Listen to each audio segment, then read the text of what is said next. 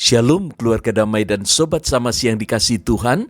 Masih dalam bulan musik, renungan Samas hari ini akan membawa kita merenungkan pujian dalam kitab Wahyu pasal yang ke-7. Mari kita bersama mempersembahkan hati untuk dipimpin Roh Kudus dalam memahami firman Tuhan. Allah sumber keselamatan yang berkenan mengutus Kristus Sang Anak Domba menjadi korban tebusan menggantikan kami. Terjemahkanlah karya keselamatanmu dalam hidup kami, agar kami dapat merespon dengan tepat dan karyamu terjadi sempurna menyelamatkan kami. Taburkanlah benih syukur, agar melalui sukacita surgawi yang bergema dalam firman Tuhan hari ini, kami boleh merasakan sukacita. Dalam nama Kristus Sang Anak Domba kami berdoa. Amin. Sobat Samas dan keluarga damai, firman Tuhan diambil dari Wahyu pasal yang ke-7 dan secara khusus saya akan membacakan ayat 10 hingga 12. Saya akan membacakan dalam terjemahan baru yang kedua. Dengan suara nyaring mereka berseru, "Keselamatan ada pada Allah kita yang duduk di atas takhta dan pada Anak Domba." Semua malaikat berdiri mengelilingi takhta dan tua-tua dan keempat makhluk itu, mereka sujud di hadapan takhta itu dan menyembah Allah sambil berkata, "Amin, puji-pujian, kemuliaan dan hikmat, syukur dan hormat, kekuasaan dan kekuatan bagi Allah kita sampai selama-lamanya. Amin." Umat yang dikasihi Tuhan, firman hari ini membawa kita untuk menyaksikan kumpulan orang banyak yang menaikkan pujian kepada Allah dan Anak Domba dengan penuh sukacita dan kegirangan. Keselamatan bagi manusia merupakan anugerah yang tak ternilai yang diberikan oleh Allah bagi kita sebagai umat tebusan.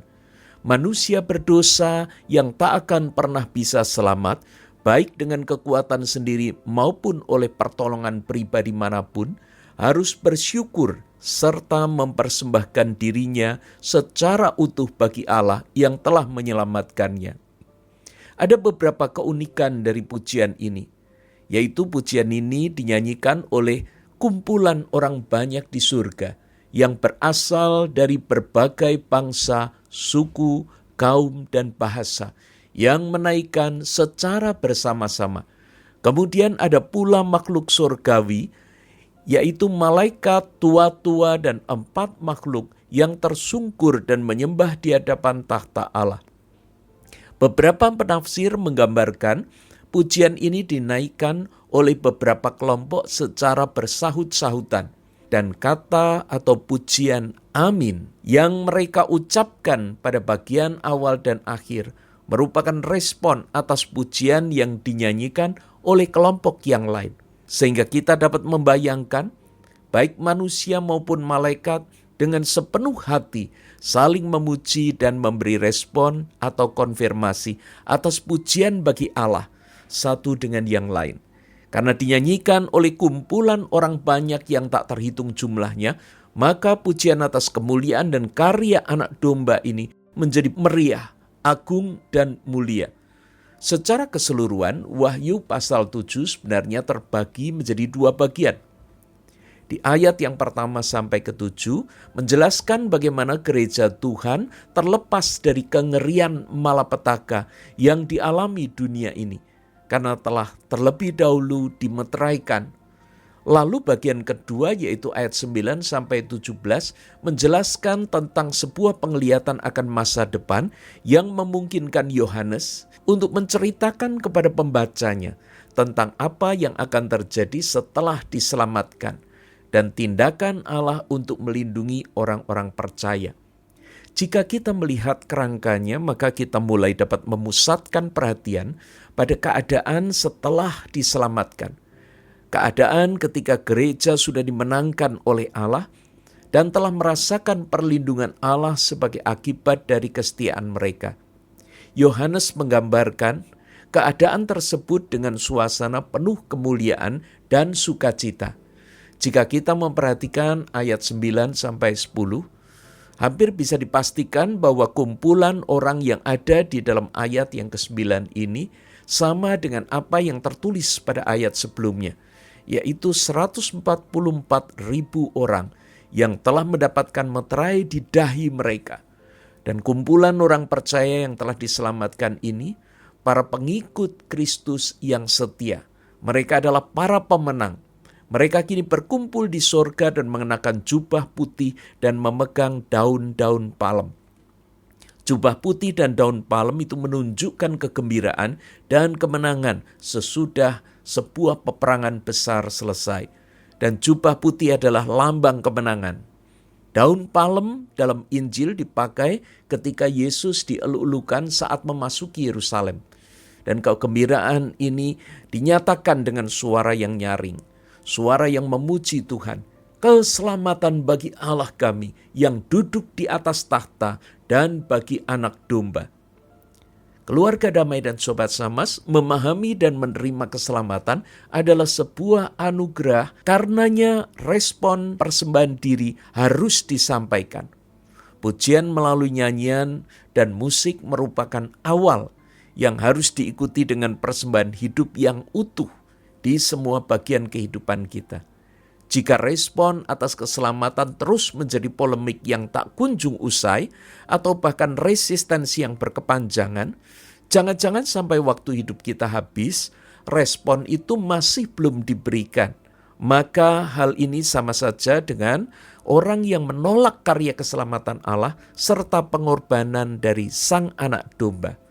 Dalam arti yang lebih luas, keselamatan juga bukan hanya tentang nanti sesudah mati, namun juga semasa kita hidup di dalam dunia ini.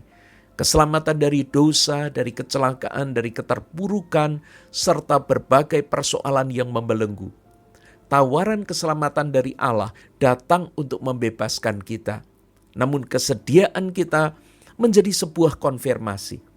Sehingga menerima keselamatan berarti menyambut karya Allah dalam hidup kita yang membuat kita kooperatif dalam ketaatan.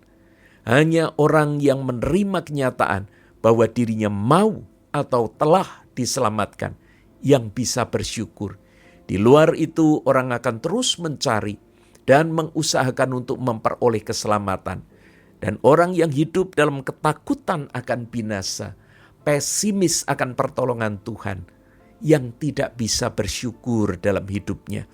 Bahkan kekecewaan serta kemarahan akan menghiasi sepanjang hidupnya.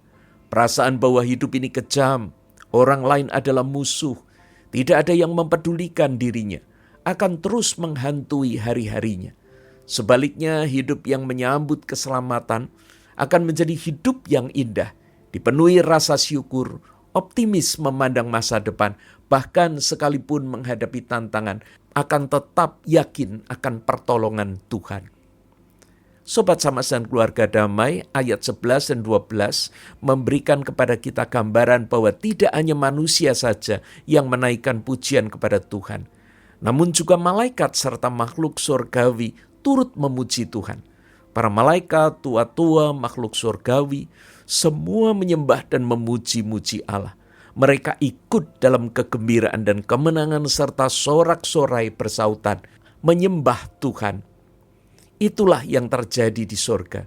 Ada kegembiraan yang besar yang tidak hanya dirasakan oleh orang yang menang, tetapi juga seisi sorga. Karena perjuangan yang maha berat itu telah berhasil dilalui dan selesai dengan kemenangan. Sobat Samas yang dikasihi Tuhan, dinamika di sorga ini menunjukkan kepedulian Allah kepada kita. Dan karenanya jangan pernah merasa ditinggalkan sendirian. Baik dalam perjuangan kehidupan maupun pertarungan rohani. Allah bersama yang di surga peduli akan keberadaan kita semua. Jangan khawatir akan kuasa roh-roh di udara maupun semua upaya yang merintangi kita. Kasih dan keselamatan yang disediakan Allah cukup bagi kita semua. Biarlah hidup kita dilingkupi rasa syukur serta semangat dan pengharapan yang tinggi. Kiranya puji-pujian bagi Allah di atas takhta kudusnya, serta anak domba yang menyelamatkan kita, senantiasa terdengar dari mulut, bibir, dan hidup kita. Mari kita bersama berdoa, memohon supaya Allah menolong kita untuk merespon keselamatannya. Kemuliaan bagi Allah yang duduk di atas tahta dan bagi Anak Domba. Kami bersyukur atas keselamatan yang dianugerahkan bagi kami, baik dalam kehidupan kami di dunia, bahkan sampai nanti dalam kehidupan kekal.